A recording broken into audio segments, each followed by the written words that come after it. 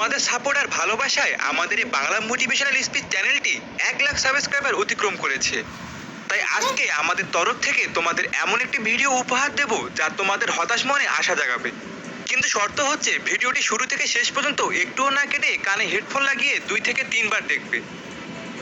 তো চলো পরীক্ষা কমন না পেলে বানিয়ে লেখার নিনজা টেকনিক সম্পর্কে ভালোভাবে জানি। সাবস্ক্রাইব করো বাংলা মোটিভেশনাল স্পিচ চ্যানেলকে এবং নতুন ভিডিও সবার আগে পেতে পাশে থাকা বেল বাটনটি বাজিয়ে দাও। ইংরেজি বাদে প্রায় সব সাবজেক্টই সৃজনশীল। সৃজনশীলের একটি বড় সুবিধা হলো বানিয়ে লেখা এবং অল্প লিখে অনেক নম্বর পাওয়া যায়। তবুও যে কেন তোমরা খাতা ফাঁকা রেখে আসো বুঝি না আমি। যদি তুমি একেবারে কমন না পাও তারপরেও তুমি কৌশলগতভাবে লিখে ভালো নম্বর পেতে পারো। কি বিশ্বাস হচ্ছে না? তাহলে প্রমাণ দিই। সৃজনশীলে যে উদ্দীপক দেয়া হয় এটি আসলে আলাদিনের চেরাগ। চেরাগ ঘষে দৈত্য আসে আর দৈত্য মনের ইচ্ছা পূরণ করে। ঠিক তেমনি উদ্দীপক ভালোভাবে পড়লে বুদ্ধি আসবে আর বুদ্ধি তোমাকে ভালো নম্বর পাইয়ে দেবে।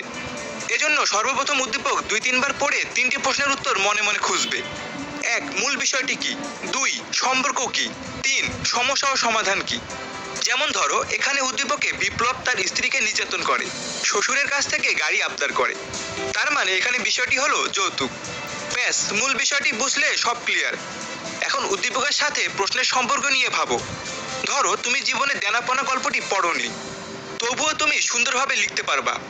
এখানে প্রশ্নে দেখো একই শব্দটি উল্লেখ আছে এবং সৃজনশীলে প্রশ্নের সাথে মিল করে উদ্দীপক করা হয়।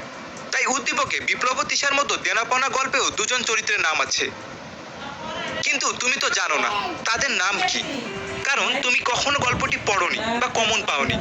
এজন্য কৌশলে লিখবা এমন ভাবে যাতে পরীক্ষক টের না পায় যে তুমি জানো না। তুমি বিজ্ঞের মতো কৌশলে এভাবে লিখতে পারো। উদ্দীপকে বিপ্লব তিশার মতো দেনাপনা গল্পেও স্বামী স্ত্রী যৌতুকের বিষয়টি ও নারী নির্যাতন বিষয়টি ফুটে উঠেছে। এভাবে গল্পের চরিত্রের নাম না জেনেও সম্পর্কের উপর ভিত্তি করে লিখতে পারো। তারপর ঘ নম্বরে দেখো এখানে বলা আছে বিপ্লবের বিরুদ্ধে নেওয়া পদক্ষেপগুলো পারে তিশার করুণ পরিণতি থেকে মুক্তি দিতে।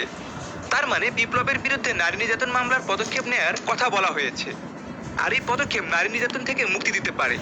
তাহলে উত্তরে তুমি তোমার মতো করে নারী নির্যাতন প্রতিরোধে আর কি কি পদক্ষেপ নেওয়া যায় তা পয়েন্ট আকারে আলোচনা করো। পয়েন্ট করে অল্প লিখলেও ভালো নম্বর পাওয়া যায়। দেখো নারী নির্যাতন বা বিভিন্ন বিষয় নিয়ে ফেসবুকে অনেক স্ট্যাটাস দেয়, তখন তুমি কত সুন্দর করে কমেন্টে লিখো, তা কখনো ভেবে দেখেছো? আসলে তুমি পরীক্ষার হলেও লিখতে পারবা, কিন্তু তুমি কমন না পাওয়ায় ভয় পেয়ে যাও, আর ভয় পেলে ব্রেন কাজ করে না, আইডিয়া দেয় না।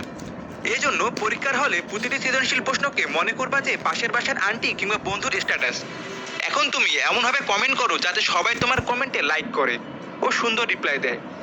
এখন কোনো মেয়ে যদি নারী নির্যাতন বা প্রেম ভালোবাসা নিয়ে স্ট্যাটাস দেয় তাহলে তুমি কত সুন্দর সুন্দর কথা বা সমাধান লিখে কমেন্ট করো, তা তুমি নিজেই অবাক হয়ে যাও আমি আবার এত সুন্দর কমেন্ট লিখলাম কিভাবে। আসলে তুমি তোমার ব্রেন সম্পর্কে আইডিয়াও করতে পারোনি যে তুমি কতটা ট্যালেন্ট। স্ট্যাটাসে কমেন্ট লেখার সময় তোমার ব্রেন শান্ত থাকে এবং সবাই যাতে তোমার কমেন্ট পছন্দ করে এই বিষয়টি তোমার মাথায় থাকে। তাই মনের অজান্তে তুমি সুন্দর কথা লিখতে পারো, গুছিয়ে বলতে পারো। ঠিক একইভাবে পরীক্ষার প্রশ্নকে স্যারের স্ট্যাটাস মনে করে ভালো নম্বর পাওয়ার আশায় তুমি একটু শান্ত হয়ে ভাবলেই অনেক সুন্দরভাবে বানিয়ে লিখতে পারো। যেমন পৌরনীতির এই উদ্দীপকে বলা হয়েছে রহিমা নারী শ্রমিক হওয়ায় তাকে পুরুষ অপেক্ষা কম মজুরি দেওয়া হয়। তাহলে এখানে মূল বিষয়টি হলো নারী পুরুষ বৈষম্য বা নারী পুরুষ সমঅধিকার আইন না মানা। এখন প্রশ্নটি কমন না পেলেও তুমি গয়ের প্রশ্নে লিখতে পারো যে রহিমা নারী পুরুষ সমান অধিকার থেকে বঞ্চিত হয়েছে। হয়তো বইয়ের ভাষায় আরো ভালোভাবে দেয়া আছে, কিন্তু তুমি পড়োনি, তো কি হয়েছে? সাদা খাতা জমা না দিয়ে বরং তোমার বিবেকের সাথে কথা বলে কৌশলে লিখো, এতে কিছু তো নম্বর তুমি পাবেই। আর সৃজনশীলের এটাই সবচেয়ে বড় ফায়দা। তাই কমন না পেয়ে বোকার মতো বসে না থেকে উদ্দীপক বেশি বেশি পড়ো আর ভাবো। মনে করো তুমি ফেসবুকের স্ট্যাটাসে কমেন্ট করছো, আবার ঘ নম্বর প্রশ্নে রহিমার মানে নারীর অধিকার প্রতিষ্ঠার তোমার পদক্ষেপ দিতে বলা হয়েছে। তার মানে তোমাকে নিজের মতো করে বানিয়ে লেখার সুযোগ করে দিয়েছে, আর তুমি বোকার মতো না লিখে বসে আছো। নারী অধিকার বাস্তবায়নে আর যদি কেউ স্ট্যাটাস দিত তাহলে কত সুন্দর করে আইডিয়া তুমি দিতা আর বলতা নারীদের দৃষ্টিভঙ্গি পরিবর্তন করতে হবে, তাদের অধিকার আদায়ে সচেতন হতে হবে, প্রতিবাদ করতে হবে, আমাদের নারীদের পাশে এগিয়ে আসতে হবে, সভা সেমিনার মিছিল করতে হবে। আরো কত কি যে তুমি বলতা তা তুমি নিজেই জানো না। তুমি আসলে অনেক কিছু জানো, কিন্তু তোমার আত্মবিশ্বাস কম, ভয় পাও দ্রুত, হতাশ হয়ে যাও, হাল ছেড়ে দাও। এটাই তোমার দোষ। পদার্থবিজ্ঞান পরীক্ষায় যখন তুমি কমন পাও না তখন খাতা ফাঁকা রেখে আসো বোকার মতো। অন্ততপক্ষে দেওয়া আছে লিখে মানগুলো লিখলে ও সূত্র দিলে তুমি 1 অথবা 2 নম্বর পাবেই পাবে। যেমন এখানে গয়ে দেখো, হাতের ডান দিকে একটি টান দিয়ে দেয়া আছে লিখে লিখতে পারো এখানে ব্যাস ডি 10 মিটার, গভীরতা এইচ 10 মিটার, পাম্প চলার সময় টি 10 আওয়ার্স। আর এখানে যে সূত্রটা তোমার মনে হচ্ছে তা লিখে দাও, না হলে স্যার কেটে দিবে, কিন্তু সূত্র যদি লটারির মতো লেগে যায় তাহলে অর্ধেক বা ফুল নাম্বার পেয়ে যাবে। ঘর নম্বর প্রশ্ন ঠিক গাণিতিক বিশ্লেষণের জন্য দেওয়া আছে লিখে মানগুলো লিখবা, আর সূত্র যেগুলো তোমার মনে হয় সেগুলো লিখে সমাধান দেওয়ার চেষ্টা করবে। উত্তর কাছাকাছি হলে 4-এর পরিবর্তে 3 বা কেউ কেউ 4-এ 4 দিয়ে দেয়, তাই চেষ্টা করো ফাঁকা না লিখে লেখার। ব্যবসা উদ্যোগের এই প্রশ্নে উদ্দীপক পড়ে মূল বিষয়টি যেটা দাঁড়ায় তা হলো মিতুল নিজে থেকে কিছু করতে চায়, মানে উদ্যোক্তা হওয়ার চেষ্টা। এখন গ নম্বর প্রশ্নে বলেছে যে বাংলাদেশের ব্যবসা উদ্যোগ উন্নয়নে বাধাসমূহ লেখো, মানে তুমি ব্যবসা করতে গেলে কি কি সমস্যা হয়। ধরো তোমার বন্ধু ফেসবুকে স্ট্যাটাস দিয়েছে যে নিজের একটি ব্যবসা করতে চাচ্ছি কিন্তু পারছি না, তাহলে তুমি কমেন্টে লিখতে পারো এভাবে, বাংলাদেশে তো নিজে থেকে কিছু করতে গেলে বা ব্যবসা করতে গেলে পরিবার সাপোর্ট দেয় না, মূলধনের অভাব, টাকা বিনিয়োগের ভয়, সঠিক সিদ্ধান্ত না নেয়া ইত্যাদি কত বিষয় যে তুমি কমেন্টে লিখবা তা হয়তো তুমি জানো না, কিন্তু ঠান্ডা মাথায় লিখতে বসলে তুমি লিখতে পারবা, কারণ তুমি ছোট থেকে বড় হতে হতে এই বিষয়গুলো দেখে আসছো নিজের চোখে, তাই তোমার অবচেতন মনে এগুলো জমা আছে, তুমি একটু চেষ্টা করলেই পারবা। আবার ঘয়ে দেখো মিতুলের কর্মসূচি কি অবদান রাখতে পারে। মিতুল একজন উদ্যোক্তা ও ফার্ম বানিয়েছে, তাহলে এটি কিভাবে সবার সাহায্যে আসবে এটা তো লিখতেই পারো।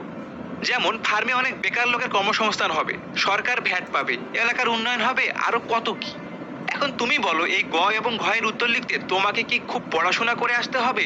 মোটেও না। চোখ কান খোলা রেখে হরহামেশাই আমাদের চারপাশে যা হচ্ছে সেগুলোই সৃজনশীলের উত্তর লিখতে হয়।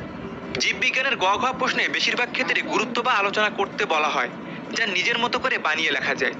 যেমন এখানে গ নম্বর প্রশ্নে ক টিস্যুর বৈশিষ্ট্যটি চেয়েছে, তাহলে এখানে ওই টিস্যুর ছবি এঁকে ওটা সম্পর্কে যা জানো তা কয়েক লাইনে বা পয়েন্ট আকারে লিখো। ছবি বা চিত্র দিতে বলুক আর নাই বলুক নিজে থেকে ছবি দিবে, ছবি না দিলে যত সুন্দর লেখো না কেন মার্কস কম পাবা।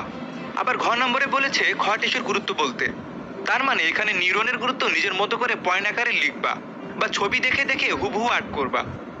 বায়োলজিতে যদি নাও লিখতে পারো তবে ছবি বা চিত্র এঁকে দিলে কিছু নম্বর তুমি পাবেই, তাই মিস করো না এটা একদমই। তথ্য ও যোগাযোগ প্রযুক্তি প্রশ্নের উত্তর তো আরো সহজ, কারণ এখানে বানিয়ে লেখার মতো অনেক কিছু আছে। এখানে উদ্দীপকে সিয়াম কম্পিউটারে গেম খেলে সহিংস হয়ে রাগী মেজাজে থাকে ও ঝগড়া করে, তার মানে এখানে মূল বিষয়টি হলো কম্পিউটারের ক্ষতিকর বিষয় তুলে ধরা। মূল বিষয়টি ধরতে পেরেছো, তাহলে কয়ের প্রশ্নে বলেছে কোন দিকটা প্রকাশ করে, তার মানে প্রযুক্তির ক্ষতি বা অপব্যবহার খুব ইজি। এখন এ বিষয়ে যদি কেউ পোস্ট করতো ফেসবুকে তাহলে কত সুন্দর করে তুমি ব্যাখ্যাটাই না করতে, ঠিক কমেন্ট ভেবে পরীক্ষার খাতায় লিখলেই হবে। ঘ নম্বর প্রশ্নে নৈতিকতা বজায় রাখার গুরুত্ব ব্যাখ্যা করতে বলেছে, এটাও কমেন্ট লেখার মতো নিজেই বানিয়ে লিখতে পারো। রসায়নে বানিয়ে লেখাটা বেমানান, তবে বিক্রিয়া তুমি অবশ্যই লিখ, কারণ রসায়নে যত ভালোভাবে খাতা ভর্তি করে লেখো না কেন, বিক্রিয়া থাকলে যদি বিক্রিয়া না দাও তবে কোনো মূল্য নেই। বিক্রিয়া দিয়ে 2-3 লাইন লিখলেই ফুল নাম্বার পাবে। তবে এখানে গ নম্বরে জারণ বিজারণ প্রশ্নটি তুমি লিখতে না পারলেও জারণ বিজারণ কি এবং এখানে কার জারণ আর কার বিজারণ হচ্ছে তা লিখলেও কিছু বা অর্ধেক নাম্বার তুমি পেতে পারো।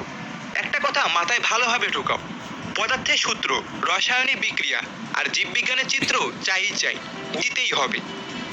বিজ্ঞান, মানবিক ও ব্যবসার ছাত্রছাত্রীরা তোমরা আমার কথাগুলো বুঝতে পারছো আশা করি। প্রশ্নকে ফেসবুক স্ট্যাটাস মনে করে কমেন্ট লিখবা পরীক্ষার খাতায়। এজন্য উদ্দীপক ভালোভাবে কয়েকবার পড়ে নিজেই নিজেকে প্রশ্ন করবা। 1. মূল বিষয়টি কি? 2.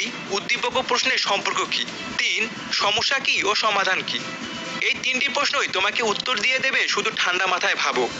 আর হাবিজাবি অপ্রাসঙ্গিক কথা না লিখে মূল কথাগুলো পয়েন্ট আকারে লেখো। সাধারণত সৃজনশীলে পদক্ষেপ, গুরুত্ব, বৈশিষ্ট্য, তুলনা, সমাধান চায়, যেগুলো রোমান হরফে পয়েন্ট করে লিখলে ফুল নম্বর পাওয়া যায়। তোমরা যারা মনে করো খাতা ভর্তি করে লিখলে মার্কস পাওয়া যায় বেশি, তারা ভুল জানো। সৃজনশীলে মূল বিষয়টি কয়েকটি কথায় ভালোভাবে তুলে ধরলে পুরো নম্বর পাওয়া যায়। পরীক্ষায় সর্বোচ্চ নাম্বার পাওয়ার উপায় নিয়ে আমাদের একটি ভিডিও যা 40 লক্ষেরও বেশি মানুষ দেখেছে এবং শুভেচ্ছা জানিয়েছে, আমাদের চ্যানেলে ঢুকলেই পেয়ে যাবে এই ভিডিওটি। এছাড়াও ইংরেজি মুখস্থ না করেও বা কমন না পেলেও বানিয়ে লেখা নিনজা টেকনিক নিয়ে ভিডিও আছে। গণিতে খুব সহজে মনে রাখাও শর্টকাট বিষয়ে ভিডিও আছে। আমাদের চ্যানেলে এই নামটাতে ক্লিক করলে তুমি সবগুলো ভিডিও পেয়ে যাবে। আর আমাদের অফিসিয়াল ওয়েবসাইট নিশিক্ত.com-এ সব দেয়া আছে, সাথে একটি অ্যান্ড্রয়েড অ্যাপ নিশিক্ত নামে প্লে স্টোরে পেয়ে যাবে। তোমাদের কোনো জানার থাকলে নিচে কমেন্ট করো ও যোগাযোগ করতে পারো এই ফেসবুক পেজের ইনবক্সে বা এই মেইলে। ভিডিওটিতে লাইক দিতে ভুলবা না, আর তোমার বন্ধুদের সাথে শেয়ার করে তাদের সাহায্য করো বানিয়ে লিখতে। চ্যানেলে নতুন হলে সাবস্ক্রাইব করে পাশে থাকা বেল বাটনটি বাজিয়ে দাও। আমাদের সাথেই থাকো, আমাদের এই পরিবারে।